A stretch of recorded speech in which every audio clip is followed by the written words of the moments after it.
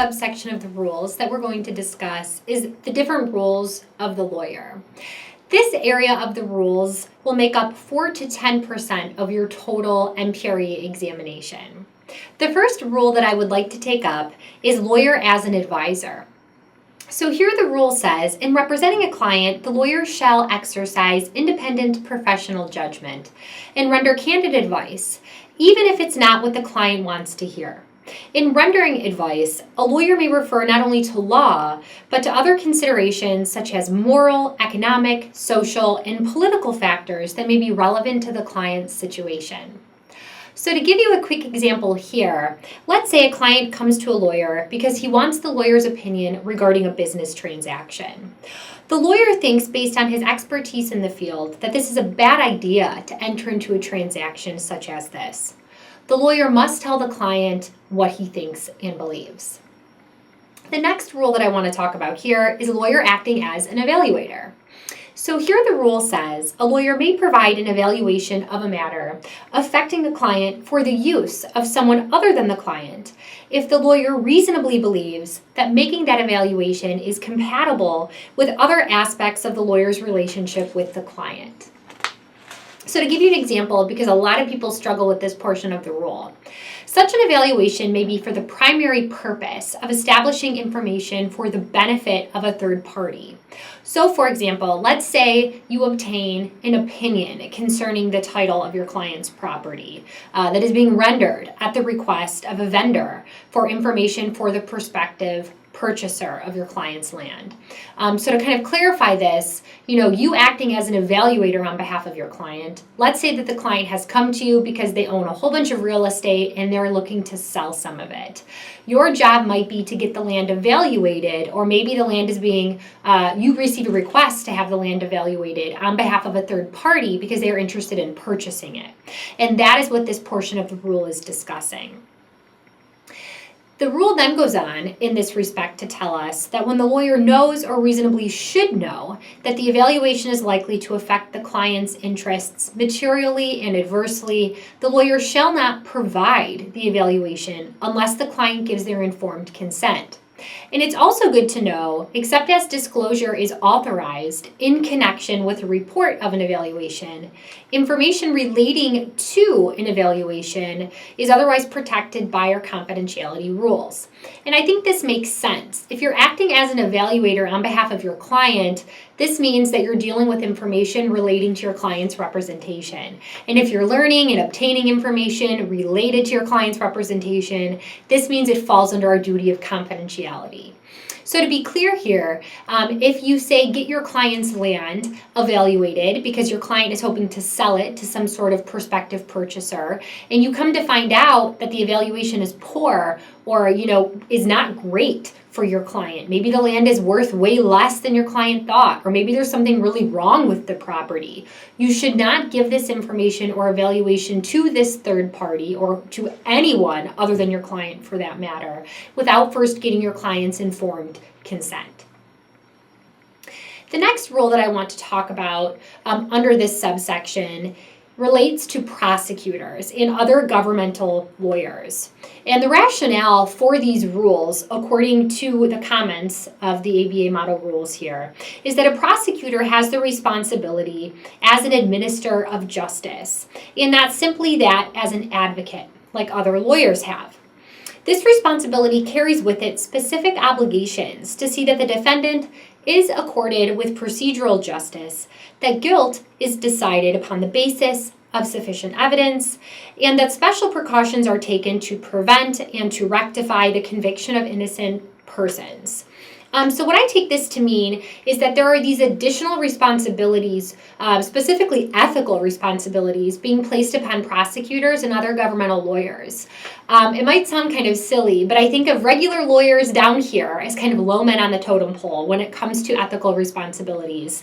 Then from there, you would see a prosecutor or a governmental lawyer, meaning they're higher up on the ladder and they have increased obligations under these rules. And then from there, you'll find judges and other adjudicating officials with, again, more increased or heightened responsibilities as it comes to our ethical obligations under these rules. So let's talk about some of these prosecutors and governmental lawyers' responsibilities as it relates to this subsection. So the rule states that a prosecutor in a criminal case shall refrain from prosecuting a charge that the prosecutor knows is not supported by probable cause. And this makes sense if we take a quick break there, because we know that in order to go after someone, we need probable cause under our laws. So a prosecutor should not be going after someone and claiming that someone committed a crime unless there is probable cause to support that type of claim or allegation. The rule then goes on to say that the prosecutor in a criminal case shall make reasonable efforts to assure that the accused has been advised of the following: their right to obtain counsel, their procedure for obtaining counsel, and they've been given a reasonable opportunity to actually obtain counsel. And this makes sense because one of our constitutional protections of the criminally accused is to be able to have representation.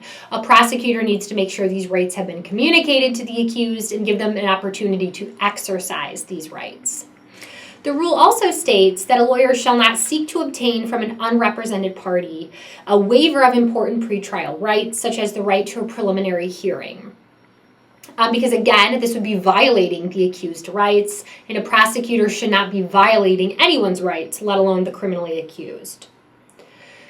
The rule then goes on to tell us that a prosecutor in a criminal case shall make a timely disclosure to the defense of all evidence or information known to the prosecutor that tends to negate the guilt of the accused or mitigates the offense, and in connection with sentencing, disclose to the defense and to the tribunal all unprivileged mitigating information known to the prosecutor, except when the prosecutor is relieved of this responsibility by a protective order of the court. Many people have learned this rule, or they understand this rule as the Brady Rule. This is something that you might learn in a criminal procedure class. But again, this is an ethical responsibility of a prosecutor to hand over and to share and to disclose all evidence that tends to mitigate the guilt of the accused. So to give you a quick example, let's say if a prosecutor discovers a witness that says a defendant was acting in self-defense when he shot the victim, the prosecutor has to disclose this witness to defense so that the defense can utilize this witness as well. Why? Because the witness's testimony tends to negate the guilt of the accused at issue here. The next rule that I want to cover in the context of prosecutors and government lawyers says that when a prosecutor knows of new, credible, and material evidence creating a reasonable likelihood that a convicted defendant did not commit an offense of which the defendant was convicted, the prosecutor shall do the following. First, they shall promptly disclose that evidence to the appropriate court or the appropriate authority. And if this conviction was obtained in the prosecutor's own jurisdiction, they should promptly disclose this evidence to the defendant unless a court has authorized a delay for some reason, and undertake further investigation or make reasonable efforts to cause an investigation in order to determine whether or not the defendant was convicted of an offense that they did not in fact commit. So to break down this rule, what it is saying is that while a prosecutor is doing their job, if they come across this new, credible, and material evidence that creates this reasonable likelihood that someone has been convicted of a crime that they didn't commit, the prosecutor has to take action. They can't just sit on that evidence and that information. Specifically, they need to hand this information that they have learned over to the appropriate court or authority. So I take this part of the rule to mean that if you are a prosecutor in New York and you come across evidence that tends to make someone sitting in a Florida jail look innocent, meaning they've been convicted of a crime that they maybe didn't commit, your obligation under these rules is to hand over that evidence to the Florida court system so that they can do what they need to do with it to make sure that they don't have someone sitting in their jail as guilty of a crime that they didn't commit. Next, this rule adds on another layer, though. The rule says that if this conviction was obtained in the prosecutor's own jurisdiction, this prosecutor has even more work to do. It's not enough that they just hand over this information to the appropriate jurisdiction because they are the appropriate jurisdiction. So if this happens in the prosecutor's own backyard, they have to hand over all of this information to the defendant in question. Basically, put them on notice that we have this information that tends to make it look like you've been convicted of a crime you didn't commit. The only time you don't do that is if the court has told the prosecutor not to or told them to delay the communication of this information. But we're not done yet. The rule places one more obligation on this prosecutor. This prosecutor then has to make a reasonable investigation or cause an investigation to occur to ascertain whether or not this person did or did not commit this crime in which they've been convicted of. So basically, they need to get to the bottom of this issue. And then the final rule, as it relates to prosecutors that I want to cover, says that when a prosecutor knows of clear and convincing evidence establishing that a defendant in the prosecutor's jurisdiction was convicted of an offense that the defendant did not commit, the prosecutor shall seek to remedy this conviction. So this is almost like an extension of the rule we just covered, but it's a little bit different if you listen to the language or if you're reading the language of the rule. It specifically says if the prosecutor knows of clear and convincing evidence establishing that a defendant in their jurisdiction was convicted of a crime they didn't commit, they have to fix it. This is a heightened responsibility. This is an increased obligation in comparison to the previous rule. The previous rule talked about evidence that was new, credible, and material. Here, under this portion of the rule, we're talking about evidence that makes it, that's clear and convincing that a defendant did not commit a crime in which they've been convicted of. And if this happens in prosecutor's jurisdiction and they have this clear and convincing evidence that someone is in jail for something they didn't do, the prosecutor has to take steps to fix it or to remedy that. The next rule in this subsection that I think causes some people some confusion, so I think it's helpful to go over, regards a lawyer representing an entity or another organization. And again, if it's easier for you to think of this rule talking about a corporation, that is fine. But really the gist of this rule is that when you represent a client, sometimes it's not literally a person. You might be representing an entity or a corporation. And corporations are not people. They're ran by people. So it can create some kind of questionable, ethical obligations. Who is your client, in other words? And, what is our job? And who can we talk to? And, who can we report to? And so on and so forth. So turning to this rule, it says, a lawyer owes a duty of loyalty to an organization and not the people who are its constituents. So just to stop there, if you are representing, say, a corporation or an entity or an organization, your client is that organization. Obviously, as I just stated, that's not a person, right? You can't put your finger on who exactly that is because they exist just under the law. So it's very important that you remember that your duty of loyalty runs to the organization or the corporation itself, not necessarily to the people who run the corporation or the entity or the organization. And the comments to the rules make it pretty clear that when we're dealing with the corporation or the organization's directors, officers, or their employees, or its members or shareholders, or really any of its other constituents, the lawyer shall explain to these people the identity of the client when the lawyer knows or reasonably should know that the organization's interests are adverse to those of its constituents with whom the lawyer is dealing with. So it's really just this friendly reminder here that as a lawyer for a corporation, for instance, if you're dealing with a director or an officer and it becomes clear to you that the officer and your client, the corporation, have adverse interests, you should remind the person that you're dealing with that you are the corporation's lawyer, just to make it abundantly clear who you're representing in the matter. So to give you a quick example, let's say a business manager admitted to general counsel that he had used threats of violence and defamation in order to help maximize the profits of the organization. The general counsel should remind this business manager that he represents the corporation and not the manager himself, and that threats are illegal, and that the business manager may need to hire independent counsel to represent himself. So the next part of this rule that I think is helpful to cover is this duty to report when a lawyer is representing an organization or a corporation.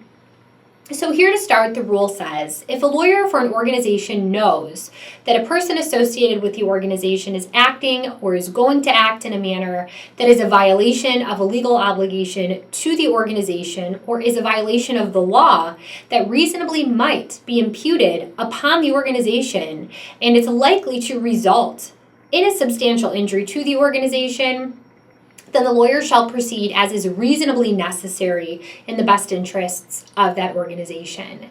So to break this down, if the lawyer comes to know of information that's bad for the organization, specifically, let's say information that amounts to what would be, criminal or a violation of law, and the lawyer knows that this could be imputed on the organization and is really likely to cause an injury to the organization, the rule uses strong language to say that this lawyer shall take action. The lawyer shall do basically whatever is reasonably necessary to protect the client or the organization. The next part of the rule says, unless the lawyer reasonably believes that it is not necessary and in the best interests of the organization to do so, the lawyer shall refer the matter to the higher authority in the organization. This is usually its board of directors, including, if warranted by the circumstances, to the highest authority that can act on behalf of this organization as determined by applicable law. So, for instance, this could be an outside board of directors if they exist. So just to stop there, let's say the lawyer again comes to learn of this information and decides that it's bad for its client or for the organization, that they have to take action. That action is to then report up. This rule is saying you as the lawyer should report to that highest body that can do something on behalf of this organization, like the board of directors.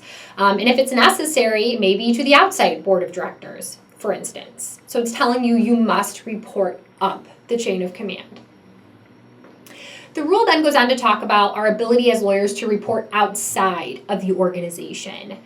So again, getting help not only from within, but from outside of this entity. So the rule says, if despite the lawyer's efforts, the highest authority that can act on behalf of the organization insists upon or fails to address in a timely and appropriate manner an action or a refusal to act that's clearly a violation of law, and the lawyer reasonably believes that the violation is reasonably certain to result in a substantial injury to the organization, then the lawyer may reveal information that relates to the representation, whether or not the confidentiality rule permits such a disclosure, but only if and to the extent the lawyer reasonably believes is necessary to prevent substantial injury to the organization. So let's stop there. What this is saying is if you again come to learn of this information that's, say, clearly a violation of the law, that's going to, substantially affect or harm your client, the organization, and you've reported up and they're not doing anything. Maybe they insist upon doing something that doesn't help, or they just simply fail to take action, or they fail to take timely action. And again, you know that this is a violation of the law that is going to or reasonably certain to result in some sort of substantial injury upon your client, then you may, if you want, in other words, not must, but you may report out. You may report out and reveal whatever information as is necessary to protect your client. But again, the information that you reveal, if you choose to report out, should be limited to whatever as is necessary to accomplish your goal of protecting your client. So again, it's not divulging all of your information that you have about your client, just enough that is necessary to rectify the problem.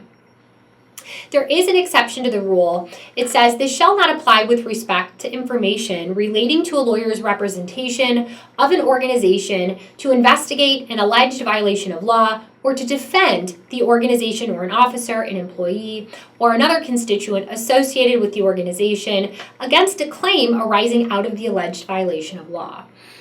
So to explain this exception to you, what it's saying is that if you as a lawyer have been retained by this entity or organization, to defend this entity or organization from some sort of alleged law violation, or maybe you've been hired to investigate whether or not this entity has in fact violated the law, under these circumstances, you cannot go tell on your client.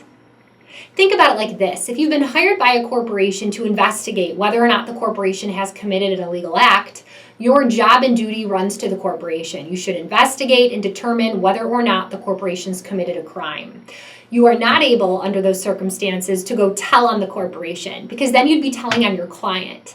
And no one would ever hire a lawyer or ever trust a lawyer under these circumstances. So keep this exception in mind when you think about a lawyer's ability to report up and to report out. And then the final rule that I want to talk about in this subsection is the Sarbanes-Oxley Act. So first things first, this act was passed by Congress back in 2002, and it instructs the Securities and Exchange Commission, the SEC, to make rules for security lawyers who discover clients violating federal or state security laws.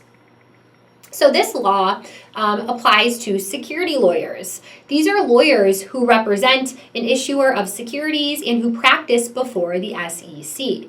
This includes lawyers who transact business with the SEC, communicates with the SEC, or gives advice on documents that are filed with the SEC. The rule then goes on to tell us about the reporting requirements that apply to security lawyers under this law. So it says securities lawyers who become aware of credible evidence that their client is materially violating a federal or state securities law must, so it's strong language here, must report it to the client's chief legal officer, the CLO, or chief executive officer, the CEO. This also applies if there's credible evidence that the client's personnel breached a fiduciary duty under state or federal law or has committed a similar material violation under federal or state law. So let's stop there. The first part of this rule is saying if you come across credible evidence that your client's committed some sort of securities violation under federal or state law, you must report. And not only must you report, this law tells us who you must report to. You must report to the CLO or the CEO. Then it goes on to tell us what the CLO's role is under this law. It says that when you report to the CLO, they must then determine whether or not a violation has occurred. If a violation has occurred, then an appropriate response is required under the law. The CLO must take all reasonable steps to have the client make or take an appropriate response. For instance, they must remedy the violation and make sure that it doesn't happen again. The CLO must then report back to the securities attorney regarding, what they found and what they did. If an appropriate response is not taken, then the securities lawyer must report this evidence to either 1, the client's board of directors, or 2, an audit committee of the board, or 3, a committee made up of outside directors. Again, this is a mandatory reporting act. So just to stop there again, to back up, this rule told us that if we came across credible evidence that our client committed a securities violation, we must report to the CLO, and the CLO is supposed to take action. If the CLO doesn't take action, then we must report to someone else who might take action, and it lists specifically who we must report to under these circumstances. Then the last part of the rule says that the securities lawyer may, not must, but may, reveal this information to the SEC without the client's consent. Any confidential information that's reasonably necessary to 1, stop the client from committing a violation that will cause some sort of substantial financial injury to the client or its investors, or 2, rectify the injury if the lawyer's services were used to further that violation, or 3, prevent the client from committing perjury in an SEC matter or in any matter within the jurisdiction of any branch of the federal government. So again, to stop there and to wrap up this rule, what this is saying is that you must report to the CLO. If the CLO doesn't take action, you must report to someone else who can take action on behalf of this entity. And then finally, you may report to the SEC even without your client's consent under limited circumstances. For instance, if you come to find out that your client has used your services to commit some sort of legal violation, you can again report out to the SEC if you want. So that wraps up this subsection of the rules.